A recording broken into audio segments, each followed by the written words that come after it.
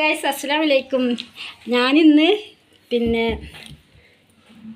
തെങ്ങിൻ പൂക്കുലൻ്റെ ലേഹ്യമായിട്ട് ഉണ്ടാക്കുന്നത്. അതിന് വേണ്ടി ഞാൻ തേങ്ങ ഇടാൻ വന്ന ആളുകൊണ്ട് ഞാൻ തെങ്ങിൻ്റെ പൂക്കുല ഇതുപോലെ ഇളയ പൂക്കുല ഞാൻ വെട്ടിച്ചെടുത്തിട്ടുണ്ട് കേട്ടോ. ഇനി നമ്മൾക്ക് ഇതൊന്ന് പൊളിച്ചെടുത്ത് കൊണ്ടുവരണം. ഇതിൻ്റെ ഉള്ളിലാണല്ലോ സാധനം കിടക്കണേ. അപ്പോൾ നമുക്കിത് പൊളിച്ചെടുത്ത് കൊണ്ടുവരണം. വന്നിട്ടുണ്ട്. നല്ല ഇളയതാണ് കേട്ടത്. ഇത് അരിയാനൊക്കെ നല്ല സുഖം ഉണ്ടാകും. മൂത്തത് രസം ഉണ്ടാവില്ലല്ലോ നമുക്ക് ഉണ്ടാക്കിയാൽ. മൂത്ത പിന്നെ പൂക്കുലുണ്ടാവില്ല, അത് ടേസ്റ്റും ഉണ്ടാവില്ല. അത് ഭയങ്കര ഒരു പിന്നെ കട്ടിയൊക്കെ ആണല്ലോ. ഇത് നല്ല ഇളയതാണ് കേട്ടോ കിട്ടിയത്. കണ്ടില്ലേ, നോക്കുമ്പോൾ തന്നെ അറിയാം. അപ്പം നമുക്ക് ഉണ്ടാക്കി നോക്കാം. വേണ്ട സാധനങ്ങൾ മഞ്ഞൾ ഞാനൊരു 200-300 ഗ്രാം അത്ര എടുത്തിട്ടുള്ളൂ. അതുപോലെ തന്നെ അതേ പിന്നെ ഇതിൽ തന്നെ അളവിൽ തന്നെ ചെറിയ ഉള്ളി എടുത്തിട്ടുണ്ട്. പിന്നെ ഏലക്കായ്, പിന്നെ ചെറിയ ജീരകം കൂടി വറുത്ത് പൊടിച്ചതാണ്. പിന്നെ ഈത്തപ്പഴം ഞാൻ ഒരു 250 ഗ്രാം എടുത്തിട്ടുണ്ട്. പിന്നെ നാടൻ നെയ്യാണ് കേട്ടോ, നാടൻ നെയ്യുണ്ട്. ശർക്കരയാണ്, ഇപ്പം ശർക്കര പൊടിയാണ്. ഇത് ഞാൻ അതിക്കടിട്ട് കൊടുക്കുള്ളൂ, ഞാൻ പാനിയാക്കണില്ല. പിന്നെ അത് നമ്മളെ തെങ്ങിൻ പൂക്കുലുണ്ട്. പിന്നെ 1-ാം പാലും 2-ാം പാലും 3-ാം പാലും. ഒരു പിഞ്ച് ഉപ്പും കൂടി ഇട്ട് കൊടുക്കണം കേട്ടോ നമുക്ക്. പിന്നെ ഞാൻ 2 തേങ്ങയുടെ പാലാണ് എടുത്തത്. ഇനി നമുക്ക് തെങ്ങിൻ പൂക്കുല ചെറുതാക്കി അരിഞ്ഞെടുക്കണം കേട്ടോ. ഞാൻ അരിഞ്ഞെടുത്ത് കൊണ്ടുവരാം. പൂക്കുല കുനുകുന ചെറുതാക്കി അരിഞ്ഞിട്ടുണ്ട്. നല്ലോണം കഴുകി വൃത്തിയാക്കിയതാണ്. ഇനി നമുക്കിത് കുക്കറിലേക്ക് ഇട്ട് കൊടുക്കാം. ഇട്ട് കൊടുക്കണേ. പിന്നെ മഞ്ഞളും ചെറിയ ഉള്ളി ഇതിലേക്ക് ഇട്ട് കൊടുത്തിട്ട് 3-ാം പാല് പാർന്നിട്ട് നമുക്കിത് വേവിച്ചെടുക്കണം.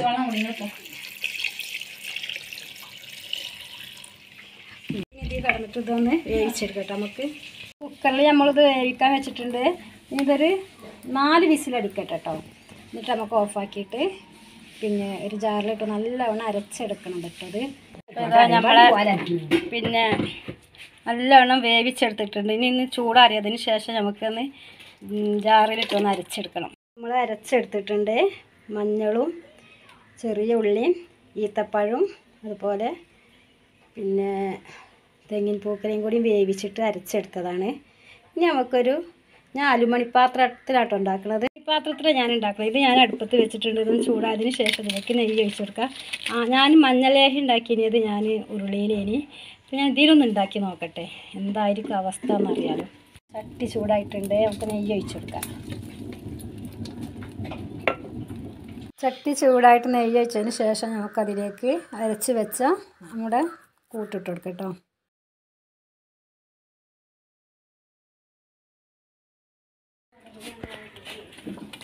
ഇനി നമുക്കത് നല്ലോണം കൈവിടാതെ ഇളക്കി കൊടുക്കണം കേട്ടോ. ഇനി ഇതിലേക്ക് നമുക്ക് 2-ാം പാൽ ഒഴിച്ചു കൊടുക്കാം.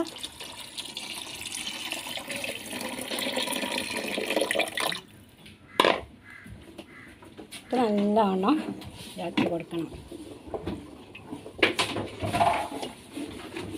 ഞാനിതിലൊന്ന് ഉണ്ടാക്കി നോക്കുക കേട്ടോ. അതിൻ്റെ സാമ്പിൾ അറിയണമല്ലോ. അലുമണിപ്പാത്രത്തിൽ ഉണ്ടാക്കിയാൽ എന്താ കുഴപ്പമൊന്നുമില്ലത്.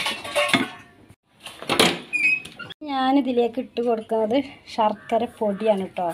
അപ്പോൾ ഇതിലേക്ക് എടുത്ത് നമുക്ക് നല്ലോണം ഇളക്കി കൊടുത്താൽ മതി.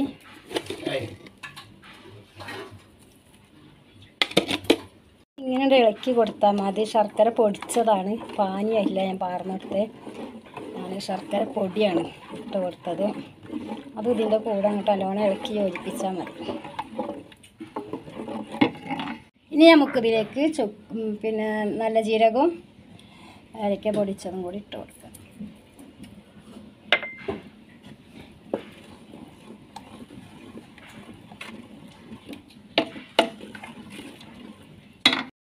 നമ്മളത് ഏകദേശം കുറുകി വന്നിട്ടുണ്ട്. ഇനി നമുക്കിതിലേക്ക് 1-ാം പാൽ ഒഴിച്ച് കൊടുക്കാം കേട്ടോ. തിളച്ചിട്ട് തുള്ളി വരുന്നുണ്ട്. ഇനി നമുക്ക് 1-ാം പാൽ ഒഴിച്ചെടുക്കാം കേട്ടോ. ഇനി നമുക്ക് തേങ്ങയുടെ 1-ാം പാൽ ഒഴിച്ചെടുക്കാം.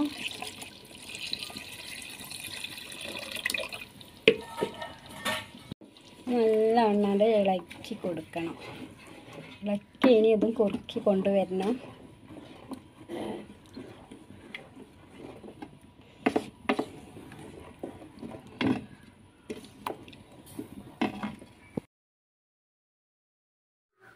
ഇനി നമുക്ക് കുറച്ചുകൂടി നെയ്യ് ഒഴിച്ച് കൊടുക്കാം കേട്ടോ. ഇത് കാണില്ല തിളച്ചിട്ടാണ് ഈ പിന്നെ ചട്ടി നിറച്ചും കണ്ടില്ല ഒന്നായിട്ടായിരുന്നല്ലോ. പക്ഷെ അത് ഭയങ്കര ചൂടുണ്ട്, അതുകൊണ്ട് അതൊന്നും ശരിയാക്കി കൊടുക്കാൻ പോലും കഴിയുന്നില്ല. നമ്മളെ ലേഹ്യം നല്ലവണ്ണം റെഡി ആയിട്ടുണ്ട്, റെഡിയായി വന്നിട്ടുണ്ട്.